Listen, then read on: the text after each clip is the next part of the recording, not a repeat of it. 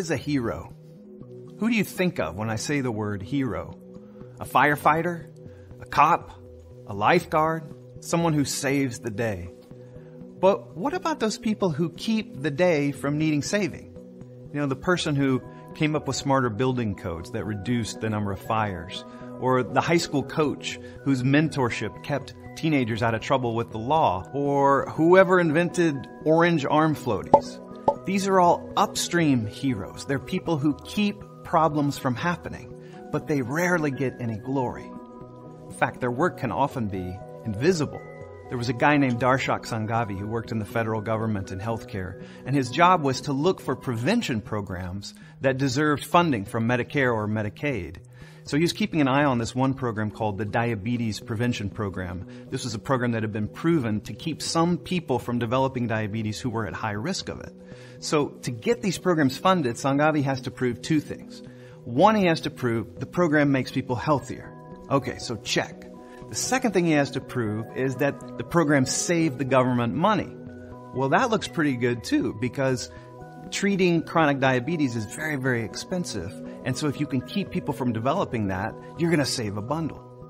So Sanghavi goes to the federal actuaries. He makes his case to them to certify this as a cost-saving program. And they say, no. We can't certify as a cost-saving program, and the reason why is this program extends people's life. And when people live longer, their health care costs more. That's not a sick joke. That was the official logic of the federal government. And by that logic, the notion that extending someone's life should count against the program, no doubt some of the highest scoring programs in history were chain smoking and unplugging traffic signals and organic skydiving. Yahoo! So Sanghavi and his boss, they make an appeal to the chief actuary. This is in late 2015. And then just before Christmas, something amazing happens. A memo gets delivered to the chief actuary. It's from one of his own people, somebody on the cusp of retirement. And this actuary writes this impassioned case, arguing that their decision about this cost savings issue is morally wrong. He imagined what newspaper headlines would look like if the media got wind of it. Actuaries, more important to save the trust fund than to save lives. Medicare lives, seniors die. And he concludes the memo with this paragraph that is so perfect, I want to share it with you. The first rule of medicine, first, do no harm, binds not just doctors, but all who serve in the health field, including actuaries. Perhaps especially actuaries, since a bad doctor can only harm a few people, but a bad actuary can harm millions.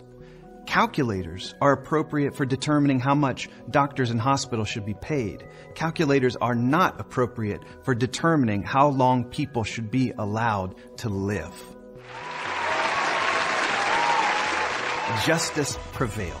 The chief actuary reversed the decision, and now extending people's lives can no longer count against prevention programs in computing their cost savings. The diabetes prevention program was funded. And to me, that makes this actuary a hero. It makes Darshak Sanghavi a hero. And look, I get it. No one's ever going to write a screenplay about this story. There's no dramatic rescue. There's no gunfight. There's no airlift. This was just a change in some language in a federal rule book somewhere. But that little change matters. It's going to save and extend people's lives. It's going to keep people from getting diabetes who otherwise would have. And that's what upstream success looks like. It's quiet, but powerful, with ripple effects that extend across time. So even as we celebrate the rescues and the recoveries in the world, we should also celebrate our upstream heroes, the people who stop problems from happening.